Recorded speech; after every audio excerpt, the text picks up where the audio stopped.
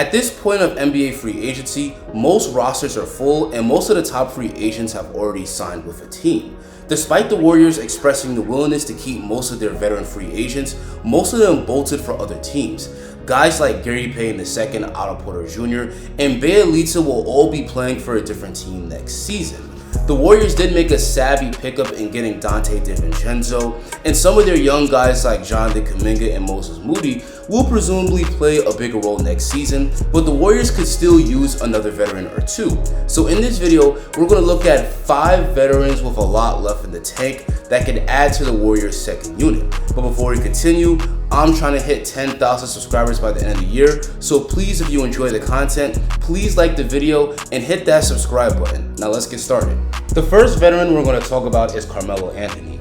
Now Melo is no longer the unstoppable scorer that he was in his prime, but he can still get you a bucket. He averaged 13 points and 4 rebounds a game last year for the Lakers, and he did it on a very efficient 58% true shooting percentage. Last season, Melo had a bunch of big games for the Lakers where he would score over 25 points, and he was so lights out at times that they started calling him Staples Center Melo.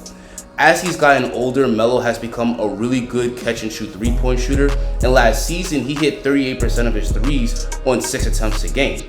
Melo's ability to hit those catch-and-shoot threes can make him a really nice fit on the Warriors, and he could play the same role that Bjelica played for the Warriors last season. The next veteran we're going to discuss is Dennis Schroeder. Few players have fumbled the bag as hard as Dennis had over the past couple of years. When he was on the Lakers, he thought he was too good for a 4-year, $84 million extension because he somehow thought he was worth between $100 and $120 million. Well, to the surprise of no one besides for Dennis and his agent, no team offered that type of money, not even close. He ended up signing a 1-year, $6 million deal with the Boston Celtics, and now it looks like he's going to have to take an even bigger pay cut because if Dennis does sign a deal at this point of NBA free agency, it's probably going to be for the veteran minimum. Now, if I was Dennis, I would probably need therapy to deal with losing out on that type of money. He could have had generational wealth, but he missed out on it by being greedy. But all jokes aside, I do think that Dennis can still contribute to winning basketball. He did average a solid 13 points and 4 assists per game for the Celtics last year. Although it does look bad that after they traded him, they turned their season around and got all the way to the NBA Finals.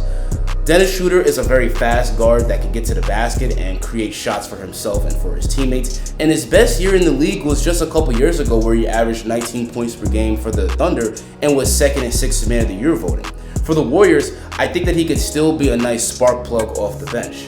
The next veteran we're going to discuss is DeMarcus Cousins. After being out for the league for a while, Boogie revived his career last season. He got picked up by the Bucks and played well for them but got cut. But then he got picked up by the Denver Nuggets and played really well in a backup role behind Nikola Jokic. Now DeMarcus Cousins is still a good offensive center that can score in the post, that can pass, and can hit from the outside, but he's pretty bad defensively at this stage of his career. Boogie proved that he's still a pretty good rotation player, but the Warriors center rotation is set between James Wiseman and Kevon Looney, and I'm not sure that Boogie will want to come to the Warriors and play as a third string center. The fourth veteran we're going to talk about is LaMarcus Aldridge.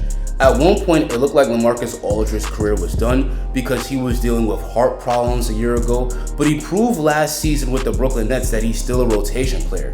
He averaged a solid 13 points and 5 rebounds a game off the bench, and he's still automatic from mid-range and can score in the post, but he is a liability on defense, which is why the Nets didn't play him too much in the playoffs. LaMarcus Aldridge could still contribute to Golden State as a second unit scorer, and after 17 years in the NBA, he's definitely very hungry to win his first championship. The fifth and last player we're going to discuss is Montrezl Harrell. Harrell is still one of the better free agents left on the free agency market. It was still just a couple of years ago where he won the 6th Man of the Year award for the LA Clippers, and he's still a very capable second unit scorer. He's a very good finisher around the rim, and he's a good scorer as a roll man out of the pick and roll, but his lack of defense will always make him somewhat of a liability and limit the amount of time you can give him come playoff time. But for Golden State, I still think that he can be a spark plug off the bench. Anyway guys, that's going to be the end of the video. Do you like any of these 5 veteran free agents, or is there any other veterans that I didn't talk about that you would like the Warriors to sign? Tell me in the comments. I'm inching very close to 8,000 subscribers, so again, if you enjoyed this video, please press that subscribe button.